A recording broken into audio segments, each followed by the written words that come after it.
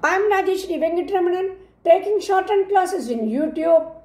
Now, I'm reading 120 words English shorthand dictation for 7 minutes. 7 minutes. Please add comments, like and share. Okay, we can start. I do not know whether the lady students here are good cooks. Even if you do not cook, if you want to instruct a cook, you must know something about cooking. Otherwise, he will disregard what you say. And this is true of any other sphere. If you have to give orders even about cleaning, which is very small and simple thing, if you do not know yourself how the job is well done, you cannot give instructions.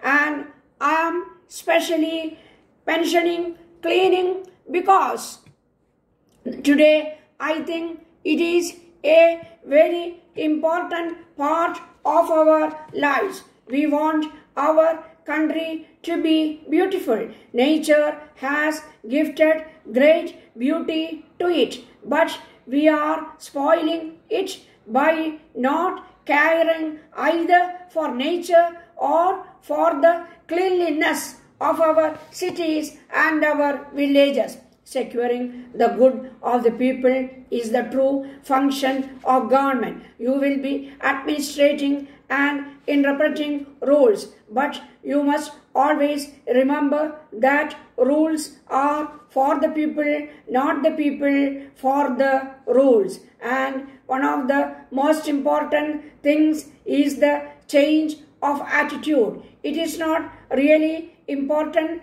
whether you actually go and make a road or clean something or dig a pit. What is important is whether you are willing to do it and capable of doing it. If you are not capable of soiling your hands, you cannot do any other work either. I find that wherever I go, a great deal is said about how busy I am. Now, let me assure you that a person is only as busy as he or she makes himself. I do not have to be doing all that I do, and I can also confide in you that although I am so busy, I try to be in every aspect of life of the country. Still, I have more time than almost anybody else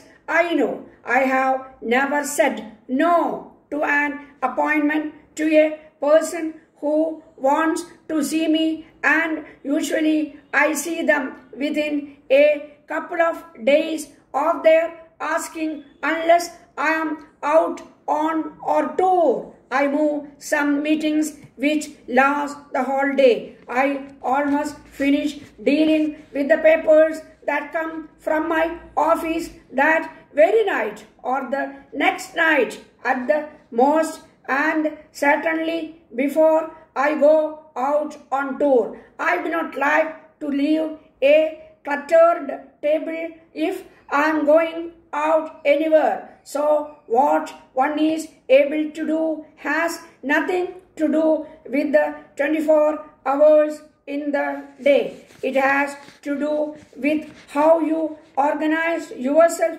and your work, and how you are able to grasp the essence immediately. There are so many new things happening, so many new thoughts, invention and ideas that unless we keep pace with this changing world and we try to ourselves contribute to this fund of new knowledge and new ideas, we cannot grow as a country, and we cannot grow merely by imitating the affluent countries, which unfortunately is what we are largely doing today. We have made very great progress in engineering, science and technology, but it still is by doing what other countries had done before us. So, in short, I would say that you have to be agents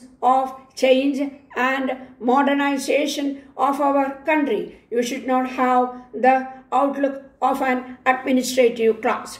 In the life of an institution which has the credit to many significant achievements, it is customary or to celebrate events like the Silver Jubilee, the Golden Jubilee, and the Diamond Jubilee, and so on, provided other factors are favorable. The first one is celebrated 25 years of the existence of the institution, the second one after 50 years, and the third one after 60 years. There seems to be some suitability in the selection of these periods of Jubilee as well as in belonging to them respectively the names of the two precious metals, silver and gold, the precious stone. I should think the choice of the names is deliberate rather than casual. Otherwise, one cannot understand why everyone should adopt the same names. Let us consider the first, the Silver Jubilee, which come after a span of a quarter of a century. This period is sufficiently large to make the institution see in retrospect what its achievements or lapses have been during that period. The fact of its existence for that long period is in itself sufficient evidence that it must have seen some progress worth recording. At the same time, one could also justifably expect that there might have been several unfinished items and several errors of omissions and commission are not ruled out. This mixed achievement is what illustrated by the metal silver. Silver, when preserved properly, is lustrous.